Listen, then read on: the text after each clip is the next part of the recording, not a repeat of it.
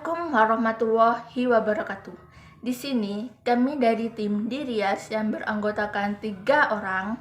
Yang pertama saya, Rizka Dewi Santika. Yang kedua, Tias Permatasari. Yang terakhir adalah Diana Felicia.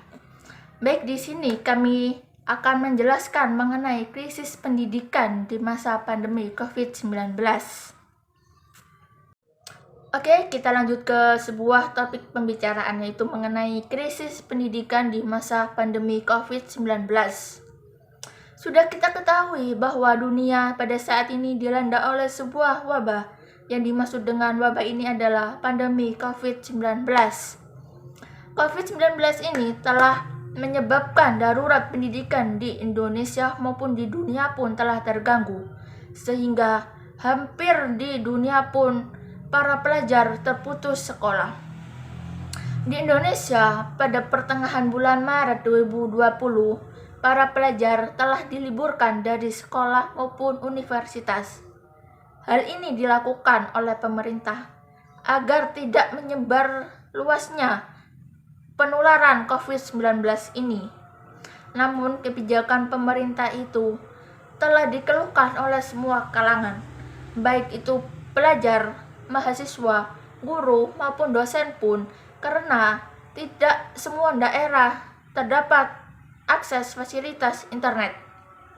Oke, selanjutnya akan disampaikan oleh teman saya, yaitu Diana Felicia. Untuk tempat dan waktunya saya persilahkan. Baik, terima kasih Rizka Dewi. Saya akan melanjutkan. Menurut laporan dari BBC News, hampir 10 juta anak Indonesia beresiko putus sekolah akibat COVID-19 ini. Mereka beresiko putus sekolah karena tidak memiliki akses internet atau tidak memiliki fasilitas yang memadai untuk pembelajaran online. Bahkan, menurut sebuah laporan bertajuk Save Our Education, kejadian ini merupakan pertama kalinya dalam sejarah umat manusia satu generasi anak-anak di seluruh dunia terganggu pendidikannya akibat sebuah virus. Banyak anak-anak dari tingkat perekonomian bawah yang dipaksa untuk bekerja karena banyak dari orang tua mereka tidak dapat membiayai mereka akibat pandemi COVID-19 ini.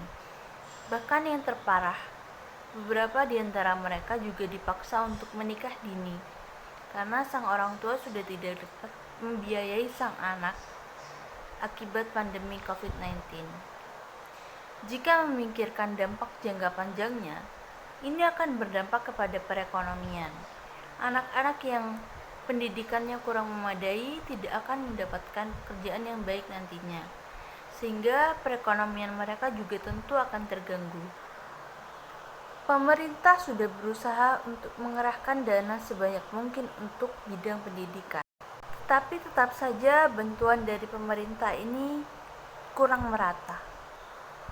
Kebijakan belajar di rumah telah dikeluhkan oleh semua kalangan karena tidak meratanya fasilitas internet. Menurut laporan BBC News, hampir 10 juta anak di Indonesia berisiko putus sekolah permanen akibat pandemi COVID-19 ini, karena mereka tidak dapat mengakses pembelajaran online dikarenakan tidak memiliki fasilitas atau jaringan internet yang memadai, terutama di daerah terpencil. Ya, sebaiknya pemerintah harus lebih memperhatikan koneksi internet di daerah terpencil. Misalnya membangun infrastruktur telekomunikasi agar menjangkau di daerah terpencil tersebut.